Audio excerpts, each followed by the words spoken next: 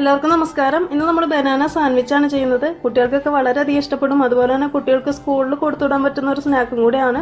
അപ്പോൾ നമുക്കിതൊന്ന് എങ്ങനെയാണ് ഉണ്ടാക്കുന്നതെന്ന് നോക്കാം. അപ്പോൾ നമ്മുടെ ഈ ഒരു സ്നാക്ക് ഉണ്ടാക്കാനായിട്ട് നമുക്ക് ചൂടായ ഒരു പാനിലേക്ക് 1 ടേബിൾ സ്പൂൺ നെയ്യ് ഒഴിച്ചു കൊടുക്കാം. ഇതിലേക്ക് നമുക്ക് 2 നേന്ത്രപ്പഴം ചെറുതായിട്ട് കട്ട് ചെയ്തത് ഇട്ട് കൊടുക്കാം. എന്നിട്ട് നന്നായിട്ടൊന്ന് വഴറ്റിയെടുക്കാം.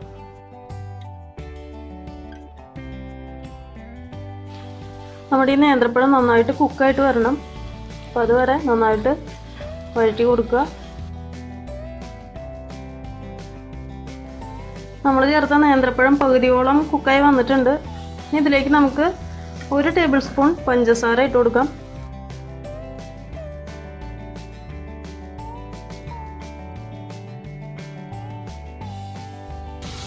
ഇതിലിപ്പോൾ നമ്മൾ ചേർത്ത പഞ്ചസാരയുടെ അളവെന്ന് പറയുമ്പോൾ നമ്മളിതിലിപ്പോൾ എടുക്കുന്ന പഴത്തിൻ്റെ മധുരത്തിനനുസരിച്ചിട്ടായിരിക്കും കേട്ടോ. അപ്പോൾ അധികം മധുരമില്ലാത്ത പഴമാണെങ്കിൽ കുറച്ച് കൂടുതൽ പഞ്ചസാര ഇട്ട് കൊടുക്കേണ്ടി വരും. അധികം പഴുത്തതാണെങ്കിൽ അധികം വേണ്ടി വരില്ല. അപ്പോൾ നിങ്ങൾ അതിനനുസരിച്ചിട്ട് മാറ്റം വരുത്തി കൊടുക്കുക. അടുത്തായിട്ട് ഇതിലേക്ക് ഒരു 3 ടേബിൾ സ്പൂൺ നാളികേരം ഇട്ട് കൊടുക്കുക.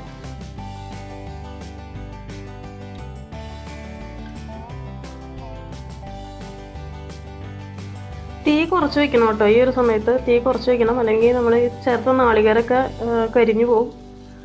അതുപോലെ തന്നെ നേന്ത്രപ്പഴമൊക്കെ കരിഞ്ഞു പോകാനായിട്ട് ചാൻസ് ഉണ്ട്. അപ്പോൾ തീ കുറച്ച് വയ്ക്കുക. ഇതൊരു 1-2 മിനിറ്റ് ഇതുപോലെ തന്നെ ഒന്ന് കുക്കായിട്ട് വരട്ടെ. നമ്മൾ നാളികേരം കൂടെ ഒന്നുകൂടി കുക്കായി വരണം. ഇപ്പോൾ 1-2 മിനിറ്റൊക്കെ ആയിട്ടുണ്ട്. ഇനി ഇതിലേക്ക് നമുക്ക് ഒരു മുട്ട പൊട്ടിച്ച് വയ്ക്കാം.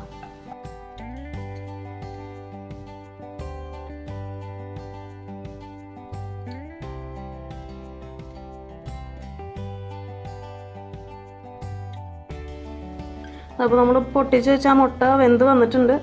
ഇതിലേക്ക് നമുക്ക് ഫൈനലായിട്ട് ഒരു 1/4 ടീസ്പൂൺ ഏലക്കാപ്പൊടി ഇട്ട് കൊടുക്കാം. 1/4 ടീസ്പൂൺ തന്നെ ഇടണമെന്നില്ല, കുറച്ച് കുറഞ്ഞാലും കുഴപ്പമൊന്നുമില്ല. ഒരു ഫ്ലേവറിന് വേണ്ടിയിട്ടാണ്.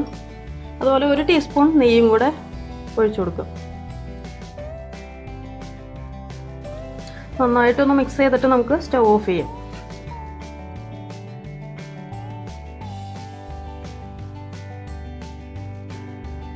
ഇനി നമുക്ക് 1 ടീസ്പൂൺ മൈദ ഇതുപോലെ കുറച്ച് വെള്ളം ഒഴിച്ചിട്ട് ഒന്ന് തിക്കാക്കി എടുക്കുക. നമുക്ക് ബ്രെഡിൻ്റെ സൈഡുകളിൽ ഒട്ടിച്ചു കൊടുക്കാനായിട്ടാണ്. ഇനി 2 ബ്രെഡ് എടുക്കുക.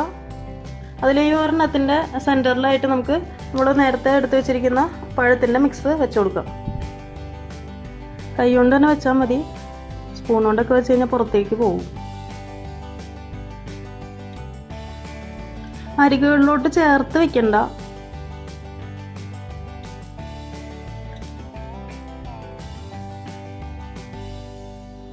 ഇതുപോലെ വെക്കുക. എന്നിട്ട് ഇതിൻ്റെ ഈ സൈഡുകളിൽ, അതായത് ഈ 4 സൈഡുകളിലും നമ്മളിപ്പോൾ മിക്സ് ചെയ്ത് വെച്ചിരിക്കുന്ന മൈദ ഉണ്ടല്ലോ, അതിൻ്റെ കുറേശ്ശെ എടുത്തിട്ട് ഇതിൻ്റെ സൈഡിൽ വെച്ച് കൊടുക്കുക. അതായത് നമ്മളിപ്പോൾ വേറെ ബ്രെഡ് വെച്ച് പ്രസ് ചെയ്യുമ്പോൾ അത് ഒട്ടിയിരിക്കാൻ വേണ്ടിയിട്ടാണ്. അല്ലെങ്കിൽ അത് പുറത്തേക്ക് പോകും. നമ്മളിപ്പോൾ ഫില്ല് ചെയ്ത പഴമൊക്കെ പുറത്തോട്ട് പോകും.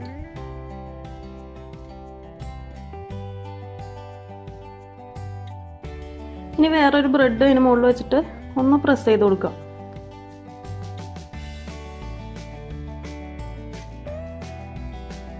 ഇനി ഇതൊന്ന് ഇങ്ങനെ കട്ട് ചെയ്യാം. കട്ട് ചെയ്തതിന് ശേഷം ഇതുപോലെ ഇതിൻ്റെ അകത്തോട്ട് ഇച്ചിരി കൂടെ ഒന്ന് പ്രസ് ചെയ്ത് വെച്ചിട്ട് ഇതിൻ്റെ ഈ അരിയത്തുണ്ടല്ലോ, കുറച്ച് മൈദയും കൂടെ ഒന്ന് വെച്ച് കൊടുക്കുക.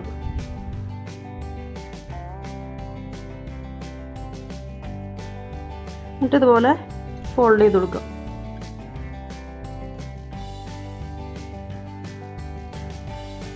അപ്പോൾ ഇതുപോലെ തന്നെ എല്ലാം ഫോൾഡ് ചെയ്തെടുക്കുക.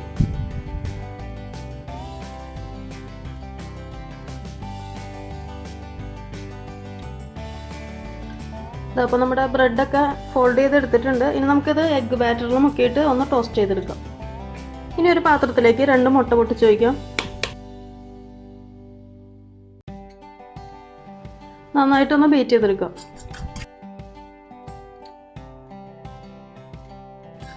എഗ്ഗ് ബീറ്റ് ചെയ്തെടുത്തിട്ടുണ്ട്. ഇനി ഇതിൽ നമുക്ക് ഒന്നുകിൽ പഞ്ചസാര ചേർത്ത് കൊടുക്കാം, അതല്ലെങ്കിൽ ഉപ്പ് ചേർത്ത് കൊടുക്കാം. നിങ്ങൾക്ക് ഇഷ്ടമുള്ള ഏതാണെന്ന് വെച്ചാൽ ചേർത്ത് കൊടുക്കുക. ഏത് ചേർത്താലും ടേസ്റ്റ് തന്നെയാണ്. ഞാൻ ഇതിലിപ്പോൾ 1/2 ടീസ്പൂൺ പഞ്ചസാരയാണ് കേട്ടോ ചേർക്കുന്നത്.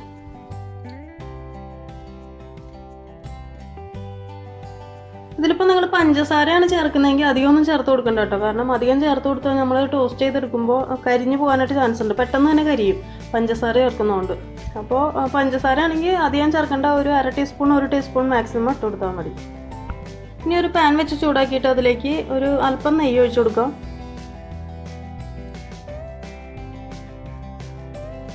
ഇനി സ്റ്റൗവിൽ തീ കുറച്ച് വയ്ക്കുക. എന്നിട്ട് നമ്മുടെ ഈ ബ്രെഡ് എടുത്തിട്ട് നമ്മുടെ ഈ എഗ് ബാറ്ററിൽ ഒന്ന് മുക്കിയതിന് ശേഷം പാനിലേക്ക് വെച്ച് കൊടുക്കുക.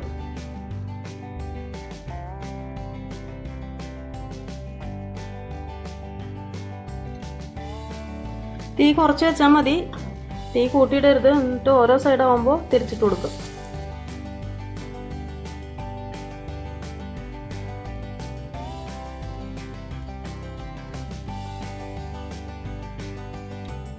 ഇനി ബാക്കിയിരിക്കുന്നത് ഇതുപോലെ തന്നെ ടോസ്റ്റ് ചെയ്തെടുക്കുക.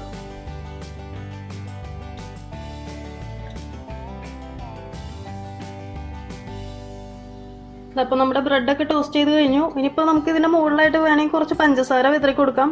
നിർബന്ധമില്ല, വേണമെങ്കിൽ ചെയ്താൽ മതി, നിങ്ങൾക്ക് താല്പര്യമുണ്ടെങ്കിൽ മാത്രം. അപ്പം ഞാനെന്തായാലും അതിൽ കുറച്ച് പഞ്ചസാരയൊക്കെ തൂവുന്നുണ്ട്. ഒരു പ്ലേറ്റിലേക്ക് കുറച്ച് പഞ്ചസാര ഇട്ട് കൊടുക്കുക. അതിലേക്ക് നമ്മൾ എടുത്ത് വെച്ചിരിക്കുന്ന ബ്രെഡ് ഓരോന്നായിട്ട് ഇതുപോലെ ഒന്ന് കോട്ട് ചെയ്തെടുക്കും.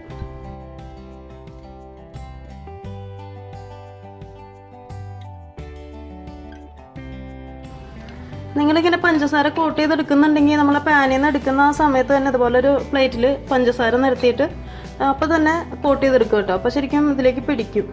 ഇതിപ്പോൾ കുറച്ച് ഒന്ന് തണുത്തിട്ടുണ്ട്, അതുകൊണ്ട് കുറച്ചൊന്ന് പിടിക്കാനായിട്ട് കുറച്ച് ഒരു ബുദ്ധിമുട്ടുണ്ട്.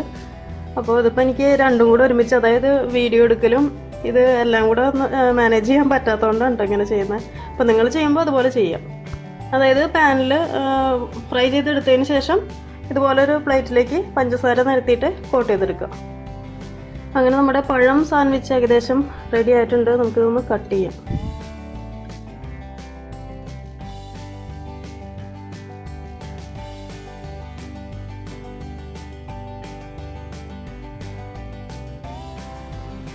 അപ്പോൾ നമ്മുടെ ബനാന സാൻഡ്വിച്ച് റെഡി ആയിട്ടുണ്ട്. നല്ല സൂപ്പർ സാൻഡ്വിച്ചാണ്. നിങ്ങൾ മസ്റ്റായിട്ടും ട്രൈ ചെയ്ത് നോക്കണം. ഈസി ആയിട്ട് ചെയ്യാനും പറ്റും, കുട്ടികൾക്കൊക്കെ വളരെയധികം ഇഷ്ടപ്പെടും. അപ്പോൾ നിങ്ങൾ മസ്റ്റായിട്ടും ട്രൈ ചെയ്ത് നോക്കുമെന്ന് വിശ്വസിക്കുന്നു. അപ്പോൾ അടുത്ത ദിവസം നമുക്ക് കാണാം. Thanks for watching tasty spot.